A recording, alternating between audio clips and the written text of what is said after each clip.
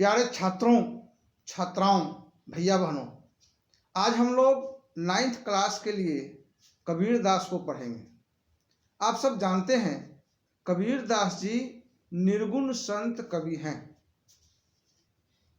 एक अच्छे समाज सुधारक। उन्होंने अपने तत्कालीन समाज को एक नई दिशा दी। उनके दोहे, उनकी साखियां आज भी समाज को दिशा निर्देशित करती है, एक नई दिशा प्रदान करती है। यहाँ पर कबीर की साखियां आपको पढ़ने के लिए कोर्स में है। तो पहला दोहा है, मान सरोवर सुभर जल हंसा केली कराही। मान सरोवर सुभर जल हंसा केली कराही, मुक्ता फल मुक्ता चुगे अब उरी अनत न जाए। विद्वानों के दोहों को, कवियों के दोहों को विद्वानों ने, आलोचकों ने कई अर्थ निकाले।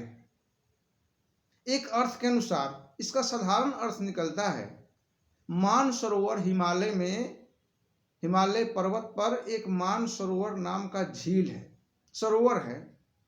वहां पर बहुत से हंस उसके सुंदर जल में क्रीड़ाएं करते हैं, खेलते हैं, मोती चूमते हैं।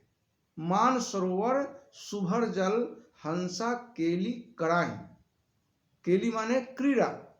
मान सरोवर के सुंदर जल में हंस क्रीड़ाएं करती हैं, खेलती हैं, और वह उसमें इतना लीन है कि उसे अन्य कुछ दिखाई नहीं देता। वह अन्यत्र नहीं जाती। अन्यत्र माने दूसरे जगह, मान सरोवर को छोड़कर कहीं और जाना नहीं चाहते। अब आप देखिए, यह आत्मा मोह माया के जंजाल में ऐसा फंसा हुआ है, सांसारिक मोह माया। ये अपना है, वह पराया है, यह पत्नी है, पति है, भाई है, बहन है, धन दौलत, ये सब मोह माया है। इस मोह माया में मनुष्य ऐसा फंसा हुआ है कि उसे और कुछ दिखाई ही नहीं देता, दूसरी तरफ वह देखता ही नहीं।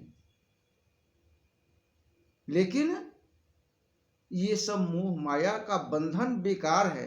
मनुष्य को एक दिन इन सारे मोह माया के बंधनों को त्याग कर ईश्वर के पास चला जाना है।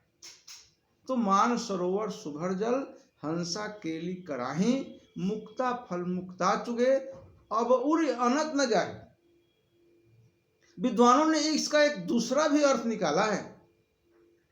मन रूपी आत्माएं ईश्वर भक्ति में परिपूर्ण है, पूरी तरह लीन है, और ईश्वर भक्ति का जब उसे आनंद प्राप्त होता है तो वह कहीं और उसका मन नहीं लगता।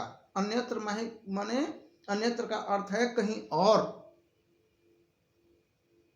जब मन में ईश्वर की भक्ति परिपूर्ण हो जाती है, जिस तरह से मान सरोवर झील में जल पूरा भरा हुआ है, सुंदर जल भरा हुआ है, और हंस रूपी आत्माएं उसमें खूब क्रीड़ा कर रही है, आनंद प्राप्त कर रही है, मोती चूम रही हैं, फल खा रही हैं।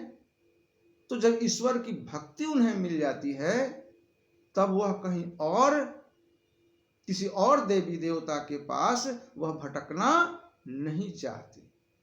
कबीरदास जी संत कवि, निर्गुण संत कवि हैं, इसलिए उनके दोहों में, उनके सिख में, उनकी साखियों में ये सब बातें सीखने को मिलती हैं।